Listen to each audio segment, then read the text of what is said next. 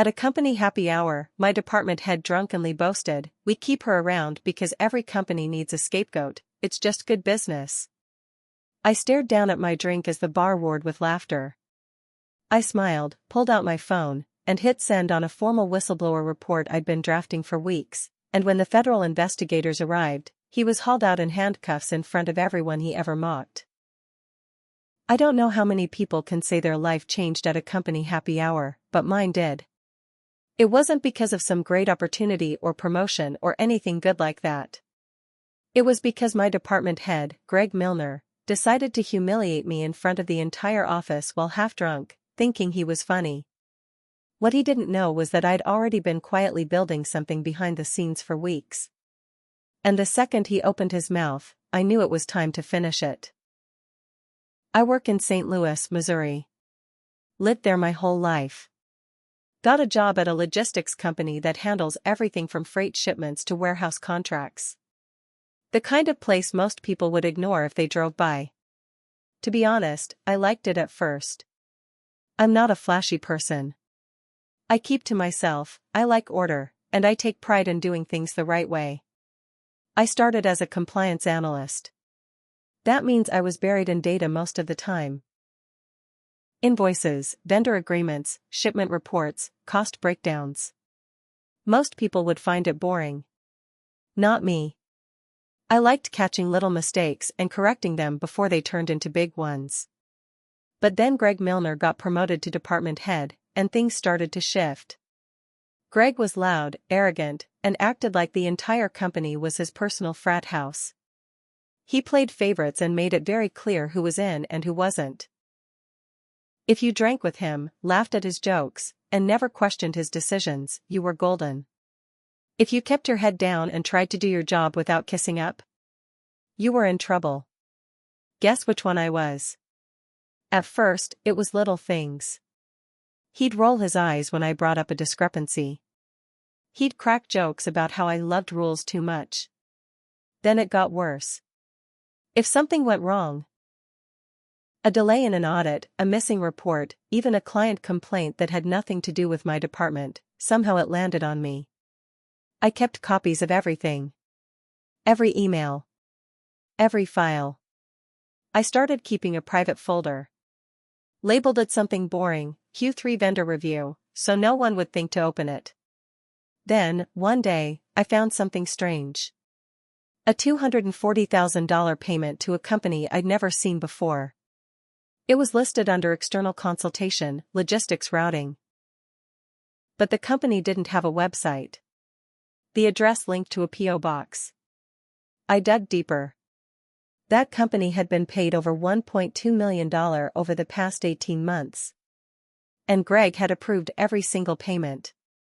I started looking for connections. Turns out that shell company was registered under a name tied to Greg's brother-in-law. I found another one tied to a former fraternity brother. All approved. All hidden in generic expense codes. No services provided. Just money moving around. I kept documenting. I even recorded a meeting, legally, in Missouri it's one-party consent, where Greg bragged about knowing the right people and joked about greasing palms to win a government freight contract. It was enough to make me sick. So I started preparing a whistleblower report. I read everything on the SEC site, on the Department of Labor's page. I didn't want to screw it up. I knew I couldn't just submit it and expect fireworks. It had to be right. So I waited. Then came the happy hour. It was supposed to be a casual thing. Friday night at a bar near the riverfront. The Hollow Tap. Decent place. Cheap drinks. Greg was already drunk when I got there. He saw me, smirked, and started making his way around the room like he was running for office. I sat at the corner of the bar, sipping a ginger ale, watching everyone laugh like they didn't have jobs to do in the morning. And then Greg got loud. I heard my name. I froze. You know why we keep her around? He slurred, pointing toward me. Every company needs a scapegoat. It's just good business. The whole place erupted in laughter. Even people I'd worked with for years, people who knew better, were laughing. Not all of them, but enough. A few looked uncomfortable. One guy even glanced at me with a face that said, "Sorry," but he didn't say anything out loud. I stared at my drink. I felt my throat tighten. Then, slowly, I reached into my purse, pulled out my phone, opened the draft email I'd been working on for weeks, and hit send. Attachments included. 10 minutes later, I was gone. 3 weeks went by. Nothing happened. I kept my head down. Greg still mocked me in meetings. HR still ignored my concerns. I wondered if the report even mattered. Then, on a Monday morning, just before 10 a.m., everything changed. I was at my desk, reviewing quarterly variance reports. Greg was holding one of his ridiculous stand-ups, where he'd rant about productivity and make someone feel small in front of everyone. He was mid-sentence, picking apart some junior analyst's numbers, when 2 black SUVs pulled into the lot. 4 people in suits walked straight through the front door. I saw it all from the glass wall near my desk. They didn't stop at reception. They walked right into the main office space. Everyone froze. One of them, a woman in a navy suit, held up a folder and announced, loud and clear, "Greg Milner. Federal investigation. You're coming with us." Greg turned pale. Then red. Then laughed. "You gotta be kidding me," he said. "What is this, a prank?" They weren't kidding. She pulled out the cuffs. Another agent started handing HR a packet of documents. Legal papers. Warrants. Greg started to argue, but she cut him off. "Anything you say can and will be used against you. Please don't make this harder than it needs to be." They cuffed him.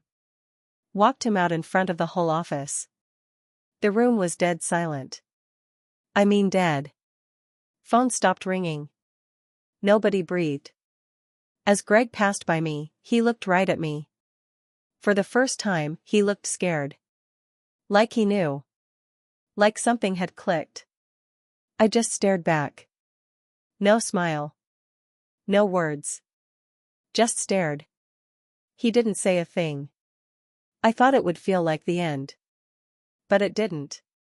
It felt like a door had opened. Not just for me, but for every single person who'd ever been made to feel small by someone like him. And that was just the beginning. I thought once Greg was hauled out in cuffs, things at the company would finally calm down. Maybe even get better. They didn't.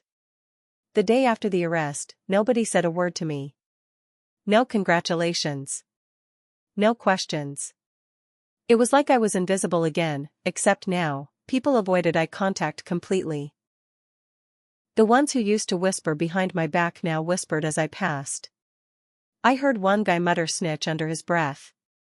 Another, Megan from sales, slammed her desk drawer when I walked by. I didn't understand. Greg was the one doing shady stuff. I reported him. That's what you're supposed to do, right? I found out later that rumors had already started. Someone told the story like I'd turned Greg in out of spite because he never promoted me. Others said I'd hacked into his files. A few believed I'd been working with the feds for months, wearing a wire. None of it was true, but none of them asked me. They just filled in the blanks themselves. Then came the email from corporate. Due to ongoing investigations, the compliance division will undergo temporary restructuring. Several positions, including compliance analyst roles, are under review. That was me. A week later, I was placed on unpaid administrative leave. No warning. No meeting. Just a cold message, auto-signed by HR. I called my manager, not Greg, obviously, but the person who took over, and she didn't even pick up. I tried again. Nothing. So I sat at home. Waited. Watched news clips about the raid. It made headlines for a few days. Local freight exec arrested for fraud. Federal investigation into Midwest logistics firm ongoing.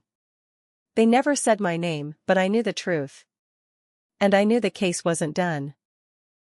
2 weeks later, I got a call from an unfamiliar number. It was Agent Knox, one of the lead investigators on the case. He asked if I had time to talk. Actually, I said, I have plenty of time.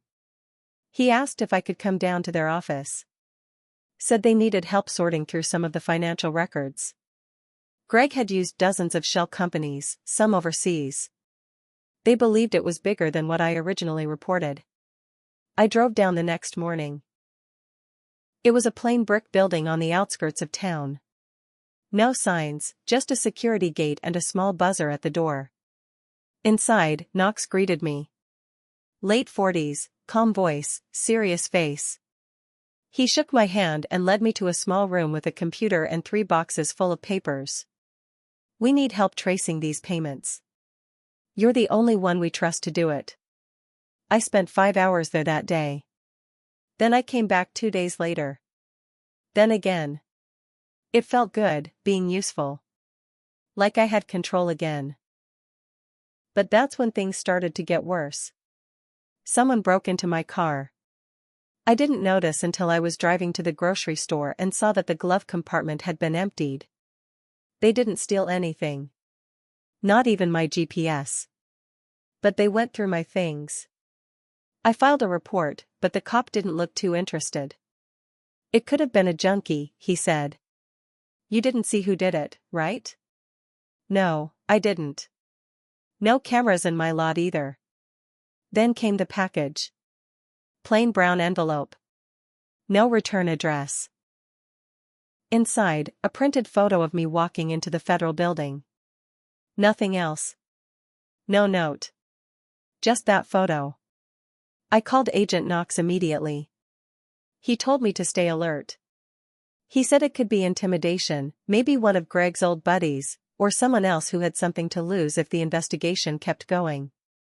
They offered protection if things escalated, but said for now, it was just a warning. I didn't tell my parents. They already worried enough. Then, I got a message on LinkedIn. It was from someone I used to work with. Clay. Quiet guy, finance department, always seemed nervous. Can we talk? I know things. About Greg. About others. I agreed to meet him at a coffee shop across town. He showed up 20 minutes late, looking over his shoulder the whole time. He sat down, didn't order anything. I should have come forward sooner, he said. But I was scared. He told me Greg wasn't acting alone. There was a group of them. Upper management types. They had this system where they funneled money through fake vendors and skimmed off a cut. Greg was the face, but there were others behind it. Executives. Even someone in legal. They used to joke about it like it was a club, he said. Called themselves the Freight Kings. I asked him why he was telling me now. Because one of them called me yesterday, he said. Told me to keep quiet. Said if I talked, I'd regret it. Then he pulled out his phone and showed me a text message. Stay in your lane. You don't want to end up like her. Her? I asked him who her was.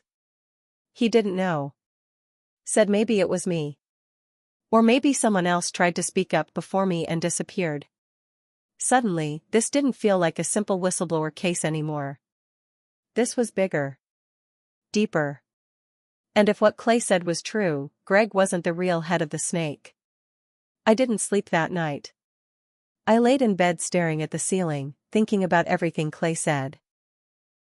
If there really were more people behind Greg, people still inside the company, then this wasn't over. Not even close. The next morning, I checked my email. There was a message from a private address, no name attached. The subject line said, "They're watching you." I opened it. No body text. Just one attachment. A screenshot. It was of my work laptop's desktop from 6 months ago, folders, reports, even a sticky note reminder I'd put on the bottom right corner. A moment frozen in time. One I hadn't shared with anyone. That laptop had been turned in when I was put on leave. IT had it. Or, someone in IT. I forwarded the message to Agent Knox. Then I called him. "This is serious," he said, voice tight. "You need to be careful. They're trying to scare you." I asked, "Who's they?" He didn't answer right away. Then he said, "There's a second investigation. We can't disclose the details yet, but we believe there's a wider conspiracy involving corporate fraud, intimidation, and possibly obstruction of justice. You're a key witness." I hung up and sat there in silence for a long time. They were still inside the company. They had access to everything.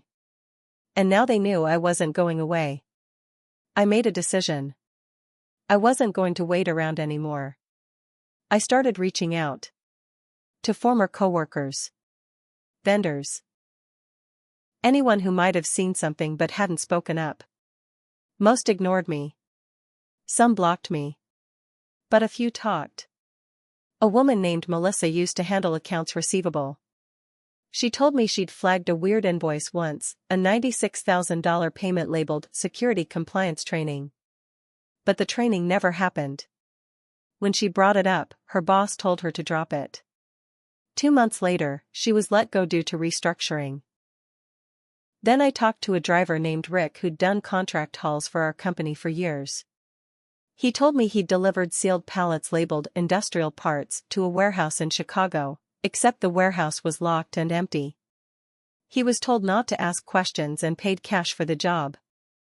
I started to put the pieces together. Money was being funneled out through fake services, shell vendors, and non-existent deliveries.